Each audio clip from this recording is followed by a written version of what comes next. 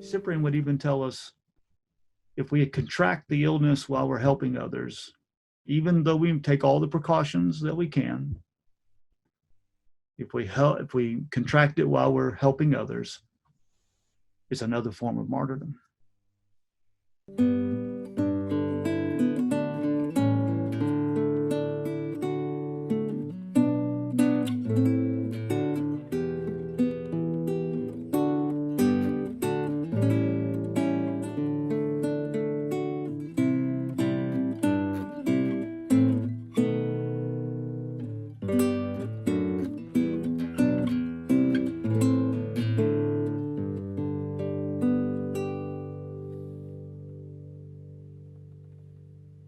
Plagues have ravaged the world since its beginning.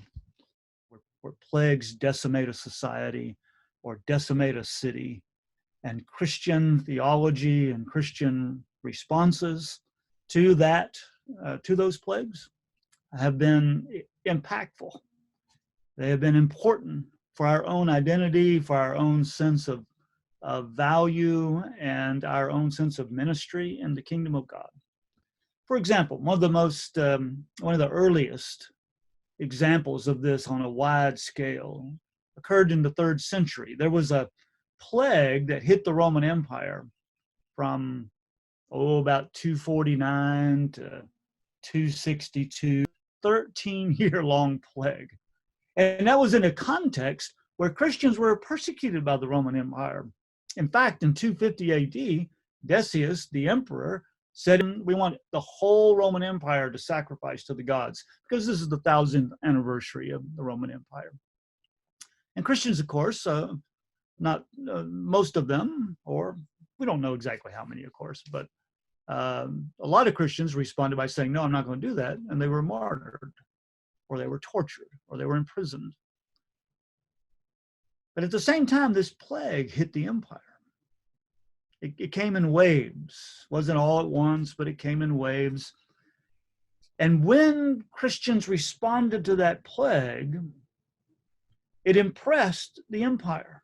It impressed the people of the empire. Because what Christians did is they attended to the needy. They attended to the poor and to the sick, and were sacrificial and were hopeful. And the empire took notice. The people of the empire took notice. And it may, in fact, be for one of those very reasons that the empire ceased persecution for the most part for about 30 years or 40 years. In other words, Christians got a lot of credibility in that time by caring for their own sick and their own needy, as well as the poor and the needy in the community. Cyprian of Carthage, North Africa, writes about this. Dionysius of Alexandria, the Bishop of Alexandria, writes about this as well. And particularly with Cyprian, Cyprian couched it like this, which is very interesting. He couched it as another form of martyrdom, and basically suggested that to care for the poor and care for the needy, and to take on the suffering of the other and experience and maybe even catch the plague because you're suffering with the other, is another form of martyrdom.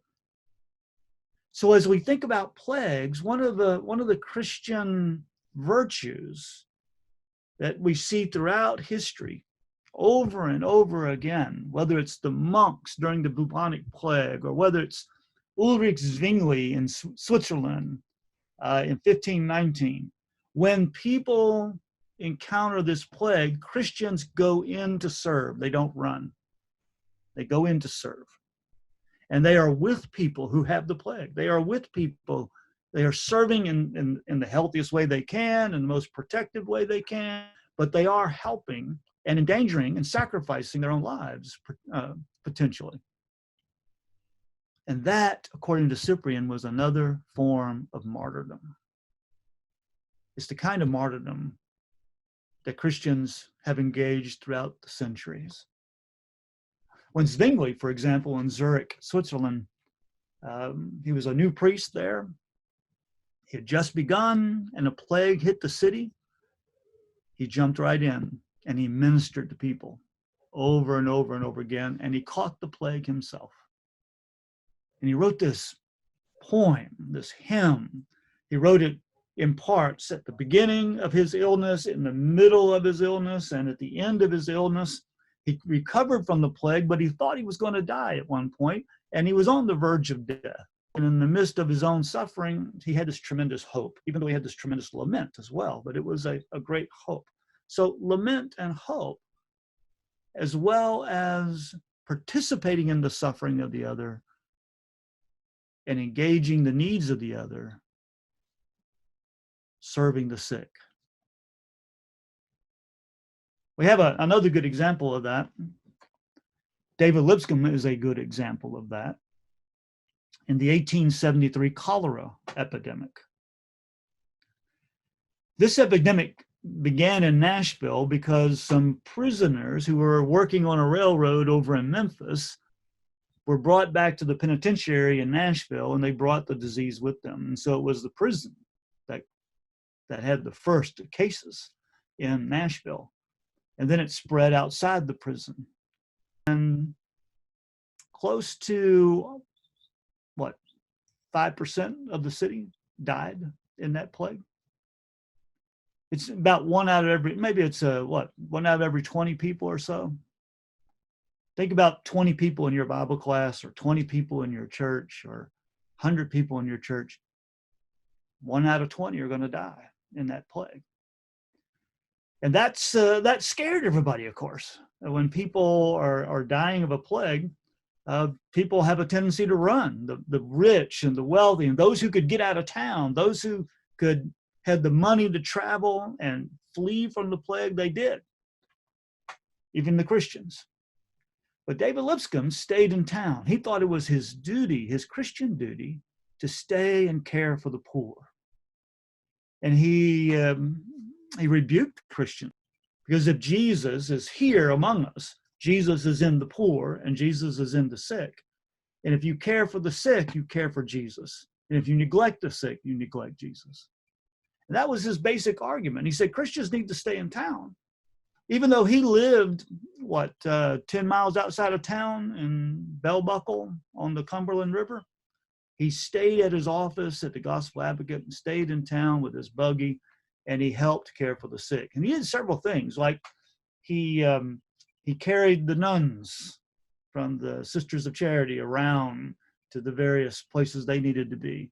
He himself went into the homes of the poor and the needy. He went into the homes of African Americans, whom a lot of people avoided, but more African Americans died of this cholera than whites. And there were fewer African Americans in the city than whites, of course, but they were poor and they couldn't flee. And they had no one to care for them. They had no money to procure medicine or supplies. And so David Lipscomb would go into their homes, go into the home of an African American and bathe them and nurse them and care for them and feed them, along with these nuns and others as well. In fact, all the pastors in town, all the ministers of the various churches stayed in town except for one. And so Lipscomb was not the only one doing this, but he was a leader in this among churches of Christ, of course, Christian churches. Now, he got a lot of flack for his insistence that people need to participate. He tells a story. It was an interesting story. He tells a story about someone who recently, it was in 1873, this is right after the plague, and he was talking with someone who was insisting that African Americans didn't have a soul, which sounds kind of strange to us today, but that was not an uncommon view in that time, in 1873. And Lipscomb said, if I could have him for 1 week, you just give him to me for 1 week, I will convince him that African Americans have souls. And here's how he would do it. He said, I would take them into the homes of the sick and the poor among our Black brothers and sisters. And after a week of nursing them and feeding them and caring for them, he would know they have a soul. That's plagues are awful things. What emerges in the midst of the plague is the sense of our own identity and center. Are we Are we people who love our neighbor?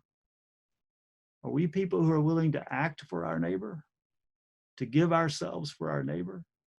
Are we willing to see this as a form of martyrdom, not a form of suicide, like to go in without care or concern, or, we don't care about precautions, and we don't use our brains, and we don't go into an infected person's home without protective gear. No, we're not talking about that. We're not talking about kind of a reckless love of neighbor. We're talking about a love of neighbor that expresses concern and hope and love for that other. So I think what Lipscomb would want to tell us today is help, put yourself out there, sacrifice. And maybe Cyprian would even tell us, if we contract the illness while we're helping others, even though we take all the precautions that we can, if we contract it while we're helping others, it's another form of martyrdom. And God blesses that. Another thing happened in Nashville. This is 1918, the Spanish flu. When the Spanish flu came to Nashville in the late September, it hit first at the DuPont plant out in Old Hickory. And the first case was late September, and by the 1st of November, 1,300 people were dead, which meant there was a lot of death very quickly. And it overwhelmed the hospitals. The state health board said, we need to close the churches. And in closing the churches, of course, people were not going to be able to congregate in large numbers or any significant numbers. It was a practice of social distancing. And that was put in place in Nashville, as it was in most of the country. In fact, the influenza got its first hold in the United States in any significant degree in Philadelphia, Pennsylvania. Because in Philadelphia, they had their first cases out of some Navy guys, but the mayor said, well, we're not going to cancel the parade. The hospitals were overwhelmed with ill people. They didn't practice social distancing. As the influenza came to Nashville, there was this kind of immediate sense of, we need to practice social distancing. That's why the churches were closed. And the churches cooperated. All the churches in the city closed. Well, except a couple of churches opened their doors. They opened their doors to the sick and to the poor. The Presbyterian Church in downtown Nashville and the Russell Street Church of Christ opened their doors. Russell Street approached the Red Cross. Red Cross, said, we can use some help, because the people who are in the hospitals are basically, they're overwhelmed, and those who don't have transportation, those who don't have any money, they're not being aided in any way. We don't have room for them here. And so Russell Street Church of Christ members, along with Levin Street members and Chapel Avenue members, got in their cars, went to the homes of the poor and afflicted, got them out of their homes and into the car, and brought them to the temporary hospital at the Russell Street Church of Christ or at the Presbyterian Church. In that moment, the church became Jesus to these people. And they helped them in ways that they would not have been helped otherwise. And the story goes that there were a lot of people who would have died if the Russell Street Church had not opened their doors as a temporary hospital. And the Russell Street Church and these other cooperating churches poured their money and their people and their resources into that moment. And the influenza washed through pretty quickly. But in that moment, it was a crisis moment that called for sacrificial giving of money, of time, of energy, and of nursing. And the church was a lighthouse in that moment. And brothers and sisters, isn't that what we need in our culture, where Christianity is viewed as judgmental? This is a moment when the church can say, this is who we are. We are people who love our neighbors. And we will give to our neighbors, and we will sacrifice for our neighbors. And if we die, we die. It's another form of martyrdom.